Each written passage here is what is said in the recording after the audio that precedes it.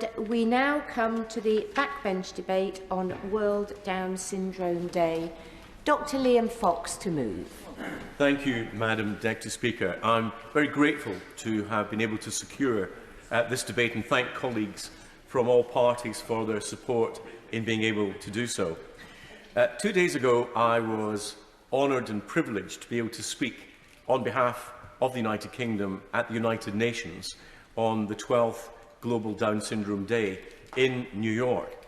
It was an acknowledgement of the United Kingdom's role as the country that has been the first to legislate in this area, something I think that we should be extremely proud of as a country, and I think it was important that we took that opportunity to make the case. And I think that when we passed the Down Syndrome Act in Parliament, it was a recognition, I think, of the strength of our electoral system. With the first-past-the-post system, whatever its handicaps, we are real constituency MPs with real constituents. And the fact that we are exposed to the problems and the complex problems that they have enables us to be responsive to their needs and for them to know who to go to when they need help with the problems that they face. It is also, I think, in passing this legislation, a recognition of something that we don't always do as politicians, which is that one of the intrinsic problems in a democratic system is that we tend to get more credit for dealing with a crisis than preventing a crisis. And I think one of the key elements of this legislation is that it shows that Parliament can actually anticipate problems before they do become a seriously crisis-ridden issue. And I will come back to that if I may. I'd like to thank, since the passage of our legislation, the work done by all the charities associated with Down syndrome and all those voluntary groups who have helped with the consultation. I'd particularly like to thank the National Down Syndrome Policy Group, not least for their support for our function in Parliament, which I was unable to attend but due to being in New York. And I'd like to thank my honourable friend, the member for Meon Valley, who stood in so expertly to chair what was such a successful event. Now, the theme for the Global Down Syndrome Day this year was "With Us, Not For Us," and thinking about the legal capacity and supported decision-making is incredibly important. We all take for granted that we can make decisions about our lives, from where we live and who to live with, to what we study and where we work. And because we take these choices for granted, we mustn't forget that other people don't necessarily have the ability to do so. And it's absolutely right, therefore, that people with Down syndrome are involved in all the decisions that affect their lives. Now, as I said, Madam Deputy Speaker, when I was in New York, when a child is born with an extra copy of their 21st chromosome, they enter a different path in life from the rest of the population, and so inevitably do their families, who will face different challenges. And they come, as we all know, in the form of medical problems, educational needs and long-term care challenges, which was one of the main reasons that we passed the legislation in the first place, given the changes in life expectancy. And I believe that every individual with Down syndrome has the same right to life, quality of life, dignity and independence that the rest of the population take for granted. I'll give way to the Honourable Lady. Honourable Member for allowing me to intervene and congratulate him on today's backbench business debate and his bill that he got through Parliament. Whether or not a child attends a SEND-specific school or a mainstream school with SEND support is not dependent on any particular condition or diagnosis, but where the child's needs can be best met. Children with Down syndrome can thrive in mainstream education, so does the Right Honourable Member agree that increasing awareness of the condition in educational professionals, parents and all children is important, and ensuring children with Down syndrome have access to the right learning environment for them? I'm grateful, Madam Deputy Speaker, to the Honourable Lady for making that point, because you can pass as much legislation as you like, but if the professionals who are actually at the sharp end, who are required to implement any changes or any guidance, if they don't have sufficient understanding of the problem that they're facing, then we are all at a deficit in our response. And I think that issue of professional education is so important, not just for teachers, where it obviously is important, but for the medical profession, for the social work profession, and for those involved in local government who will deal with some of those issues relating to care, particularly long-term care. So I think that is an extremely important issue. Now, I was able at the UN debate to show how the United Kingdom has a very proud record in legislation in this general area. The UK has a long-standing tradition of ensuring the rights and liberties of disabled people that they're protected. We ratified the UN Convention on the Rights of Persons with Disabilities in 2019.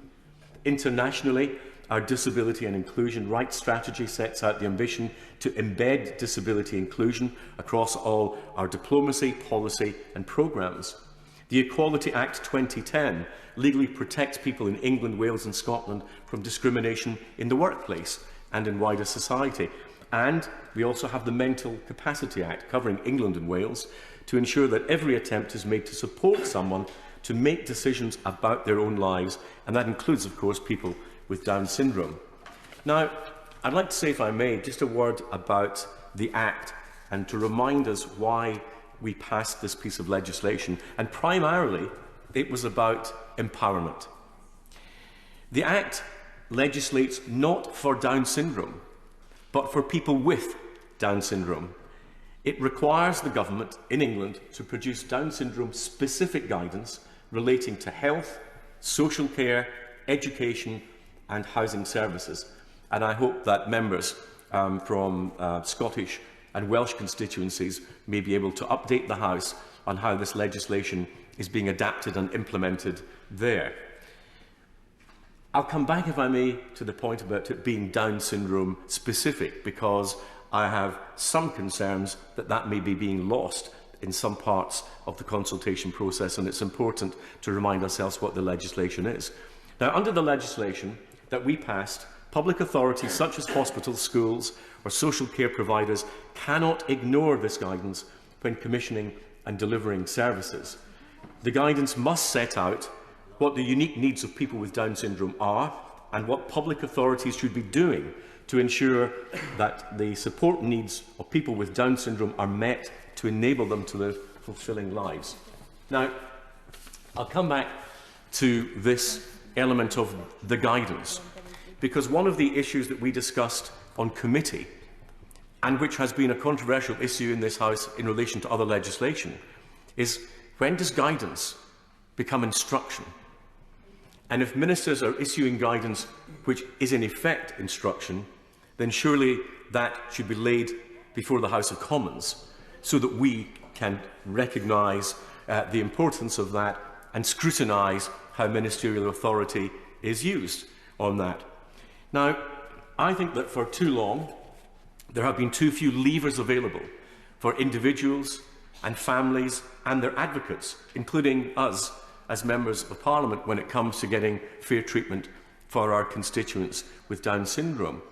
And what is the point, after all, of rights in legislation if you can't enforce them, if there is no mechanism there to do so? And that was one of the key elements that we did discuss during the passage of this legislation, and it led to two very important and I think innovative changes.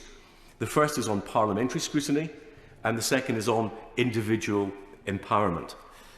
Now, one of the problems that we have faced before is that when ministers issue guidance, there's very little ability for parliamentary select committees to take direct oversight of it. And one of the principles that I think we established, and I'm very grateful to my right honourable friend now, the Secretary of State for Education, for her support in establishing the principle that if this guidance was in fact instruction, that the guidance would be laid before Parliament, which of course means that the Education Committee and the Health Committee and local government can all look at these instructions in real time. Because one of the things we considered was would we have to put a sunset clause on this legislation to enable Parliament to be able to look at again. The mechanism that we decided on, I think rightly, in this House and in the other place, was that in publishing the guidance, we would have real-time oversight. because when our constituents bring problems to us, we are all able to write to the chair of whatever committee it is and ask them to look into that particular aspect of how the Down Syndrome Act is functioning. And that seems to me to give us, as members of Parliament, a lever that we didn't have before, when we simply wrote a letter to a minister and hoped for the best. That's not sufficient ability to implement the rights of our constituents in the way that I think we envisaged during the passage of the legislation. I give way to the... I'm very grateful to the right honourable gentleman. This would be very important for people in the Down syndrome community who believe they're being diagnostically overshadowed and that things are being missed. And so would the honourable gentleman agree with me that that is particularly important when enforcing someone's rights in relation to healthcare?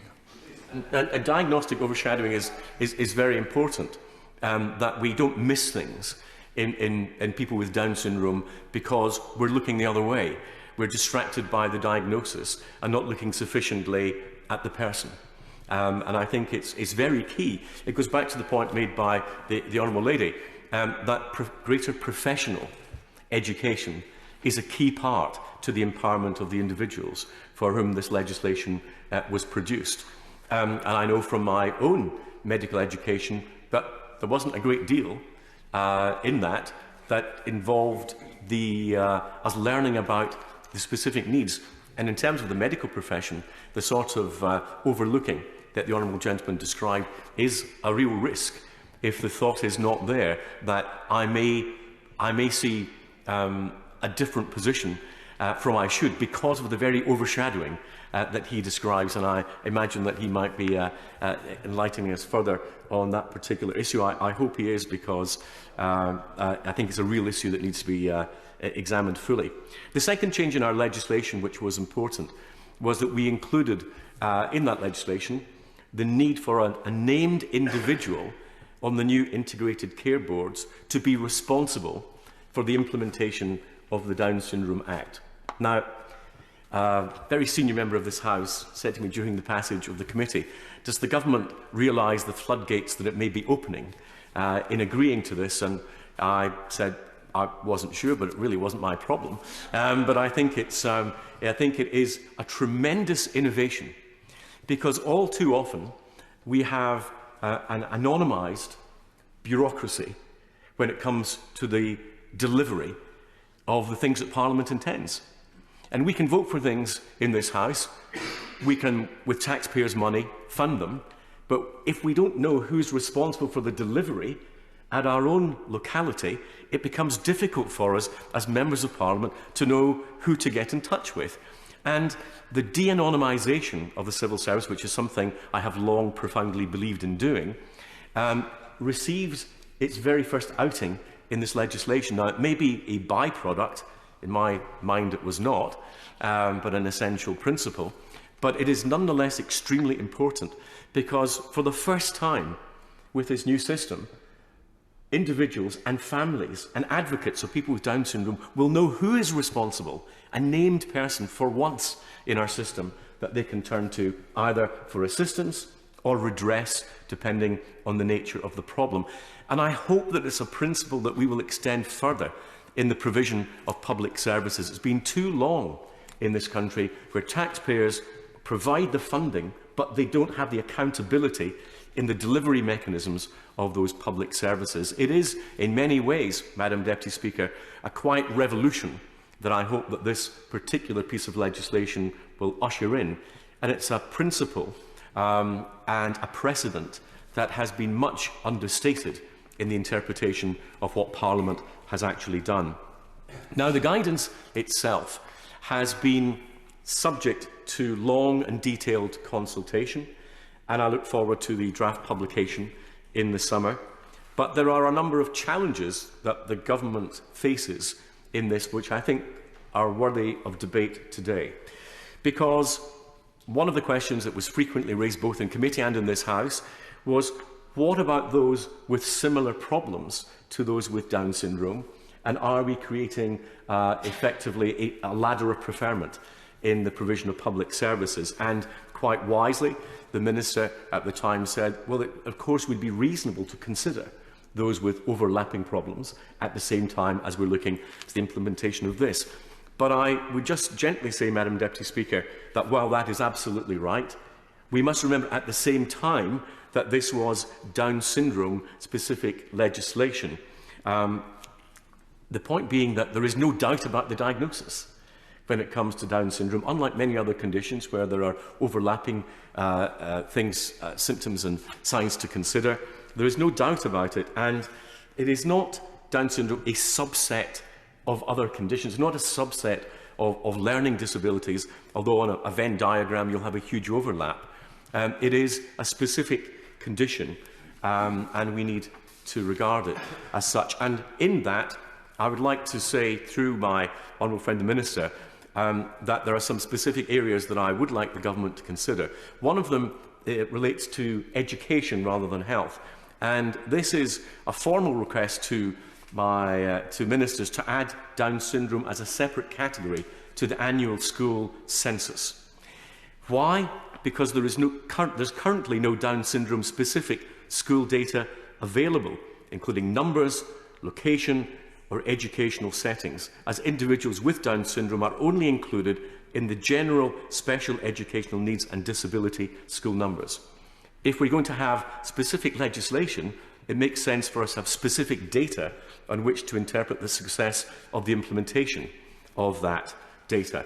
And children with Down syndrome in the educational system will have specific speech and language issues, significant fine and gross motor delay, cognitive delay, hearing loss, visual issues, which we detailed during the passage of the second reading debate in this House, social and emotional needs, and specific and unique learning profiles associated with Down syndrome.